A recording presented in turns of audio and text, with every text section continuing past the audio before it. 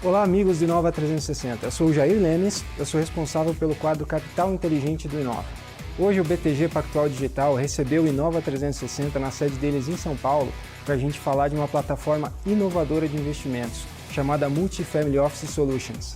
O BTG criou uma célula de atendimento exclusiva para gestores e consultores do mercado, para que eles possam oferecer ferramentas e soluções para investidores de forma personalizada e por meio de uma plataforma digital. E para falar mais sobre o assunto, vamos conversar com Marcelo Flora Salles, que é diretor estatutário do banco, head do BTG Pactual Digital e da BTG Pactual Vida e Previdência. Bora lá conferir o assunto? Flora, me conta mais um pouco sobre o projeto.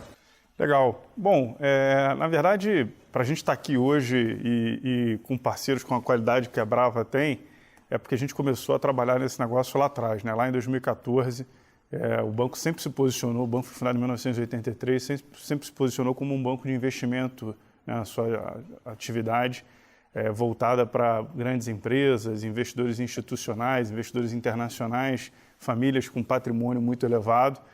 E em 2014 a gente começou a perceber que tinha uma oportunidade para a gente se posicionar de uma maneira diferente, né?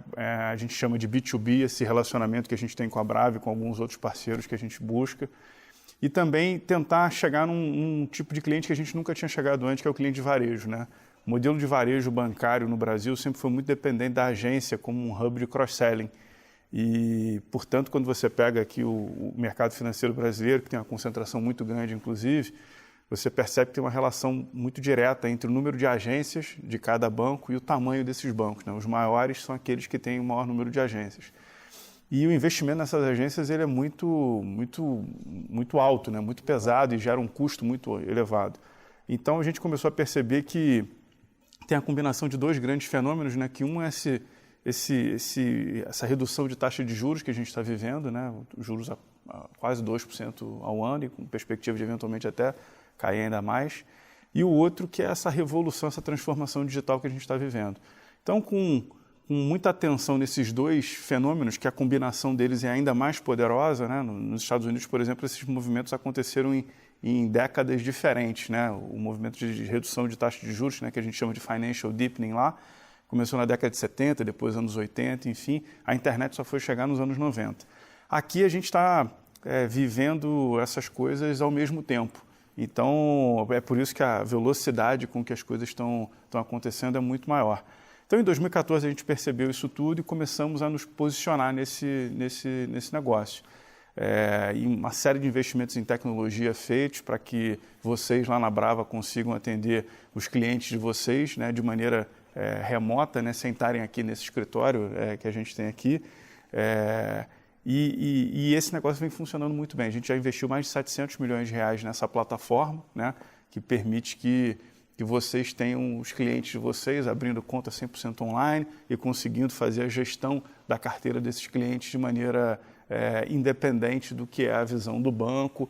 Claro que a gente sempre procura se alinhar e tal, passar o que é a nossa visão de mercado, mas aquele ajuste, aquele detalhe que fica na mão de vocês é muito importante, porque é aí que vem o segredo do sucesso, né? Você conseguir entender o perfil de risco do cliente e adequar o portfólio exatamente para aquela pessoa. Cada pessoa tem um comportamento, uma visão de mundo, de risco, que é diferente, é muito difícil você conseguir pasteurizar isso. Então, eu acho que essa é a força da parceria que a gente vem construindo, né?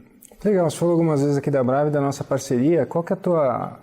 O que você viu de complementar aí entre o BTG e a Brava Capital? Qual que é a sua opinião sobre essa parceria aí com a Brava hoje? Olha, as pessoas às vezes me perguntam muito, né, em função disso tudo que a gente está vivendo, essa transformação digital, revolução digital, quais são as profissões do futuro, né, se o papel de um assessor, será que as pessoas não vão fazer tudo 100% online?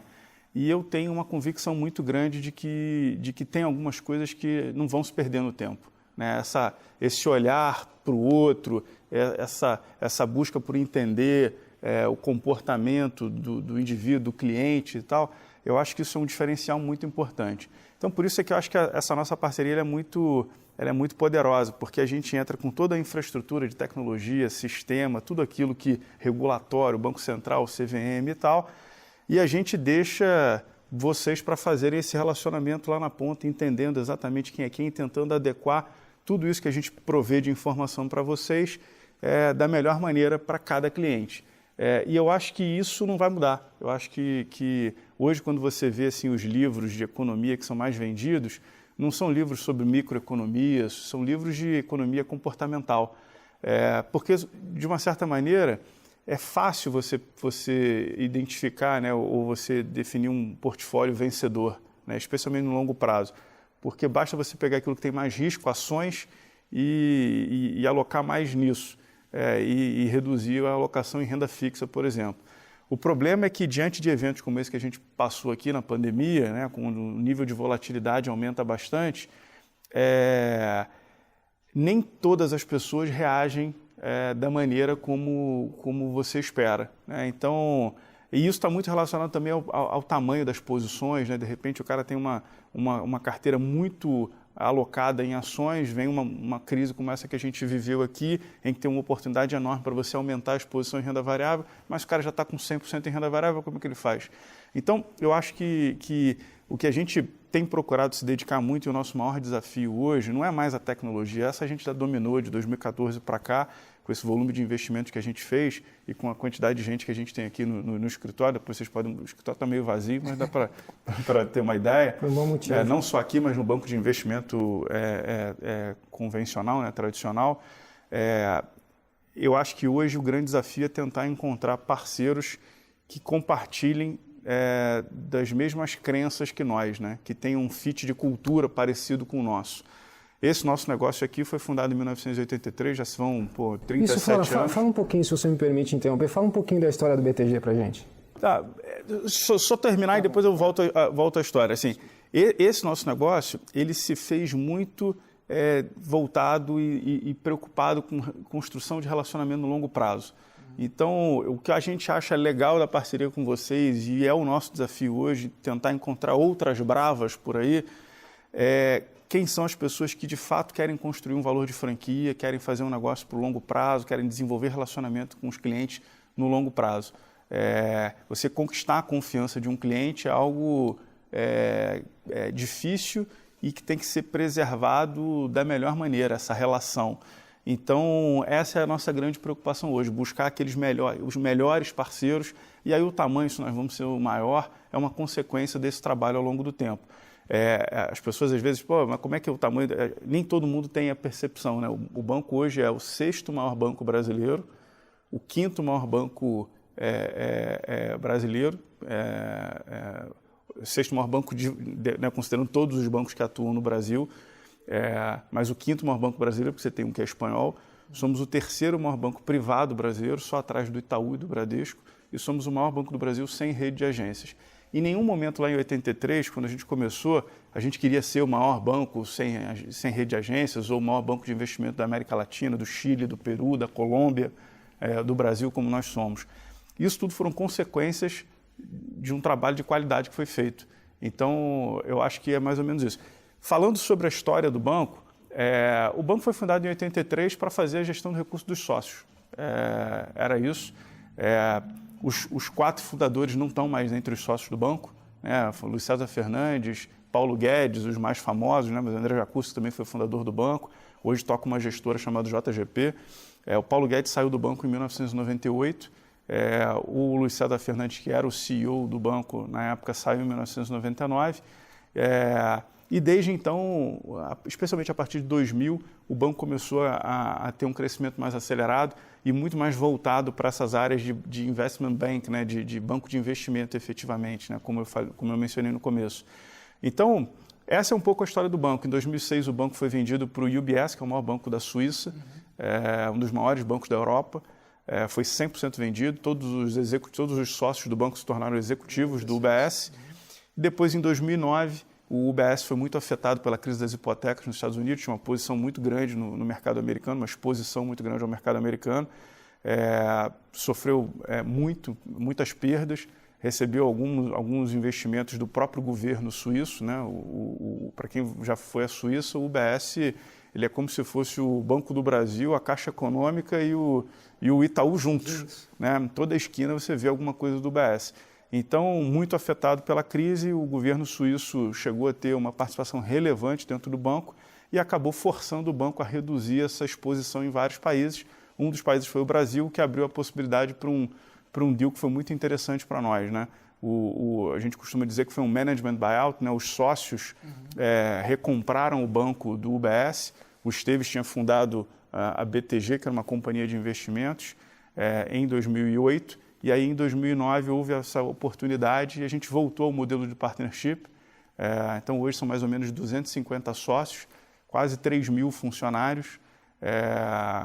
E voltamos a adotar aquilo que era a origem do banco lá atrás, né? Um modelo de partnership meritocrático, onde os sócios são avaliados anualmente, a gente tem uma avaliação 360, e ao final desses períodos eles podem aumentar a participação acionária, reduzir a participação acionária, dependendo do seu desempenho e a contribuição para o resultado, não só dos clientes, mas dos acionistas do banco também.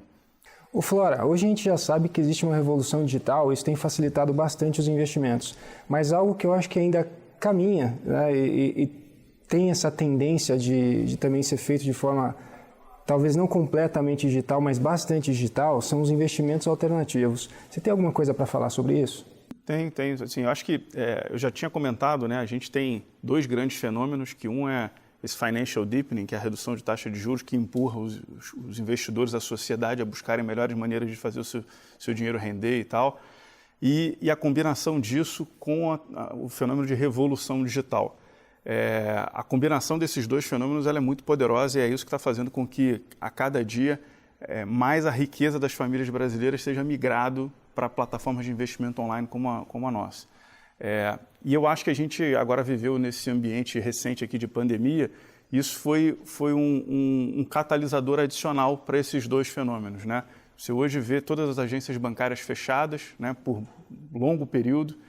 Então, mesmo aquelas pessoas que eram mais resistentes ao uso de tecnologia, aquele cara que precisava ir visitar a agência, conversar com o gerente e tal, agora ele também foi forçado a baixar o aplicativo, a abrir a conta digital.